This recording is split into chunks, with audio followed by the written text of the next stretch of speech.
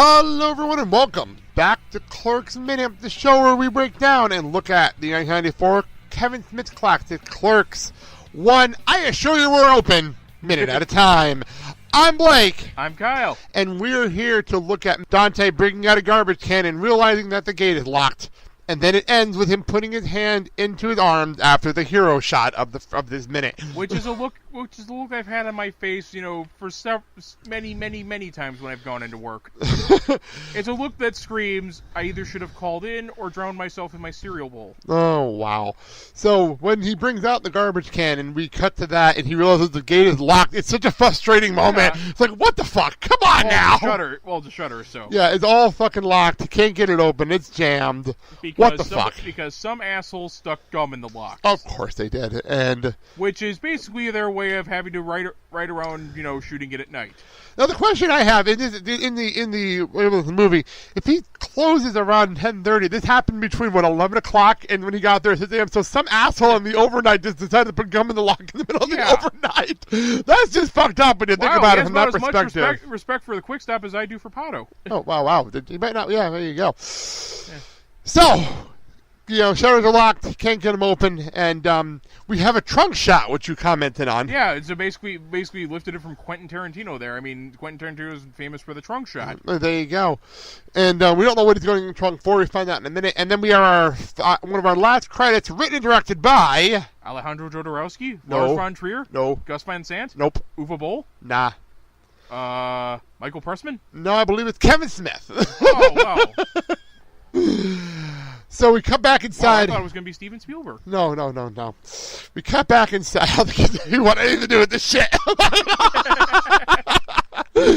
We come back inside and to the classic moment where he's going for the shoe polish, and it's Griffin shoe polish, basic black, for $1. A steal at only $1. Yes, it is.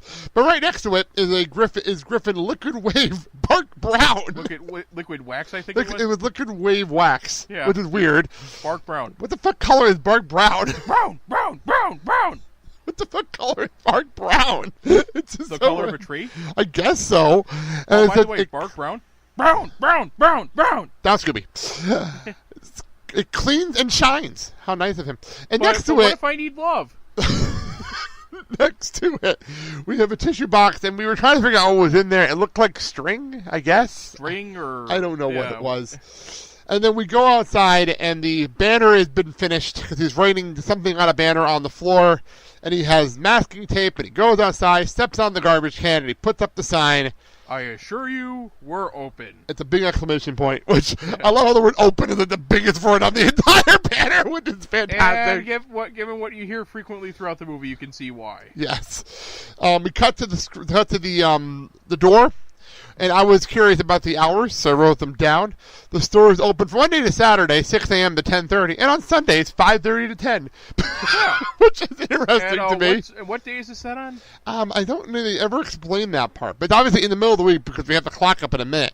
But that means if this is in the middle of the week, he closed at 10:30, which usually means you get out of there around 11:30, 12. Yeah. And then you get home. We don't know how far he is from the building where he sleeps, so it's probably good, maybe 15-minute drive. And everything's a 15-minute drive in Jersey. I think you probably get like a hint of it in Clerks too, because I think they pass by the quick stop on their way to movies. Yeah, but it's like a 15-minute drive, I'd guess. Cause the joke for me is everything's a 15-minute drive in Jersey for me. So about 15-minute drive. So then he maybe got to sleep closer to 1 a.m. and then he gets woken up to get here for 6 o'clock. Yeah. Like, I understand the beginning of this movie now. I fully get it. Hey, wow, I would actually be pissed off too. Yeah, I fully now understand the beginning of this movie. So we cut to the clock, and he obviously, because he got woken up like he did, he will open 17 minutes late, and nobody seems to care. Nobody's here to give a shit. There'd be at least a crowd out there waiting for their coffee. That if it was like Speedway, there would be. That was Speedway 24 hours. But you know what I mean. Yeah. Coffee. And then we cut to the counter, and he's standing there. Like I said, our hero shot. Which I love that shot of him just standing there. It's a great shot. But it's one of my favorite signs of the entire movie is on the register. If you plan to shoplift, let us know. Thanks. And here's another question: how many people actually fell for it? I don't know. But that is an amazing sign. This is my favorite. Like you said, better is just the small thanks. Thanks. they somehow managed to actually write down sarcasm. It's funny when you read it. It makes it even funnier. If you plan to shoplift, let us know. Thanks. Like I said, Dante stands there, and I paused it because I noticed something in the background that I've never noted before. A pack of cigarettes is $1.95. Wow. I know it was 1993 when they filmed this, but wow, that's cheap as shit. That is so cheap. Like, oh my God. Motherfuck. And I wrote down a couple of the brands because we don't hear brands later. We just hear pack of cigarette all the time. Although apparently the brand is Nails, which is something they had to make up for the movie. And we'll get into that. But the actual brands that's on the background were Cambridge and Bristol. So I didn't write those down while we were talking about something else. And then he sits. We stand there. He sits. Almost looks at the camera, which is this is fantastic. And then he puts his hands into his arms. And then we. As if basically wondering, what the hell have I done with my life? So I right before the end of the last minute, I said we have I have everything in here, and it says the credit card limits on here, and everything else. Apparently, he took 1, 2, 3, 4, 5, 6, 7 credit cards out to make this movie. Motherfucker! And actually sold some valuable comics. Yeah, seven this, and on the other page here, it actually has. Oh, here we go. Actual stuff here. Actual numbers. Budget for Clerks. But by the way, the View Scoop production logo is different here too. Oh God, the clown. The clown is on the. By the way, this is typed up on an official paper, and the clown is the background graphic on the official paper. And unfortunately, not in his clown outfit. No. We're gonna go back to minute 0 to hear us talk about that. So, stock 37 400. Let's see if I can read this right.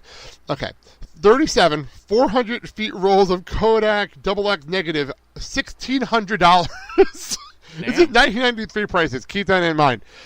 Audio $200. Camera expendables $125. Equipment rentals. Insurance on the rentals $730. I was sure it's not camera expenditures. I don't know, it says expendables. Oh, maybe they screwed up there. I'm just reading what it says here. Yeah. So insurance on equipment is $730. Okay. Camera, $3,400. Fuck. And then sound and 3 lights, $1,165. You can actually get the camera for less now. Uh-huh. And I think that is the most. Oh no, that's not even the most expensive item on here. That's the best part. Then we have processing, negative and work print, $3,295. $3,295. Yep. Yep. Yeah. $3,000 we're talking here. And then we have let's see here. What does this say? Reels to mag stock transfer. So the transfer reels. Yeah. $980. Yeah. Okay. Editing. Let's see here. Renting. He had to rent the STEM back, which is the big editing studio that he put in the back of the store to edit this movie on during the day. He did this while he was working. He edited this while he was working. And he rented it for 3 months for $940. A month or total? Total. So it's not really that bad if you think about it from that perspective. Editing expendables, same thing. $220. And negative cut, $1,830. For a grand total of. Oh, we're not done yet. We ain't done yet. Oh. Mixing. Slot print for mix, $900. Hey. Sound mix plus all sound related services. This is the big one. This is the big number. Oh God. $7,260. Fuck me. Print, titles, and animation. This is in the budget. $800. $800 for something that looks titles and animation. Yep. For something that looks like it was done for $1.50. $800. Optical, $990. And screening print, $3,120 for a grand total of $27,575 off of 7 credit cards made to the name of Kevin Smith. Fuck. Actually, that's insanity when you read it out like that. This happened with Robert Townsend too. His first film as a writer-director was one called Hollywood Shuffle, in which he financed it with credit cards, and to save money, they actually got UCLA sweatshirts, so that way, when stopped by the police or whatever, because they didn't have a permit, they could just say that they were film students. By the way, you're talking about Slacker. He spent $7 to see Slacker. It's right here. There's the ticket stub right here. And by the way, for the Disturbed, and maybe I can take a picture of this with my phone and put it up. It's the animation that led to the View Askew opening. Actual hand-drawn animation that led to the opening, right here in the book. Well, you can take a picture of that with the there's a lot of cool information here. That's really cool. Okay, and basically what happened was the trailer actually pointed this out, that he made it on credit cards. It's because he's actually hosting the trailer from a set there.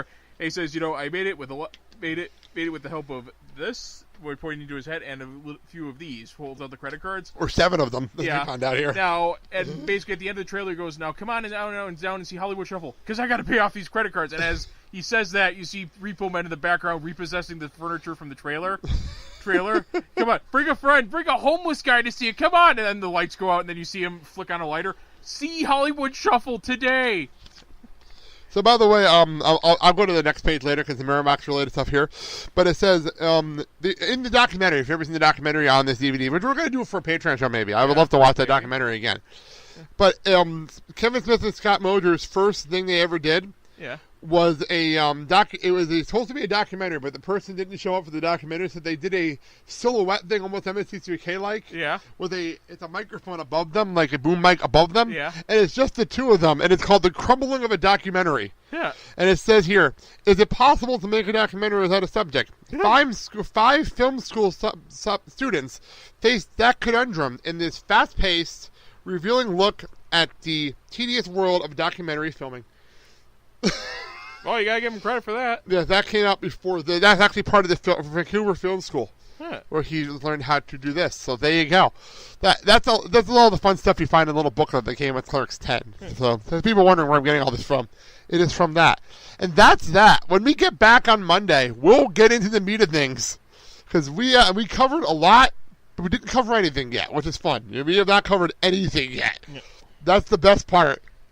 Oh, by the way, the clock. I'd like to know, according to this, it's supposed to be 6:20. Yeah. But obviously the clock we saw was 6:17 if I wrote down? Yeah. So yeah, the clock's about 3 minutes off what it said in the script. But when we come back, we get something fun because we go from morning to day in the script. We've literally just covered the morning. That's all we've covered here. So, in this week of this. So, all right, that's that. Thank you all for listening. Find us on Twitter, Facebook, Instagram at Clerks Minute. Eventually I'll edit the website and get a Clerks Minute website up. I just haven't had the time to do it yet. Hopefully by next episode I can plug that.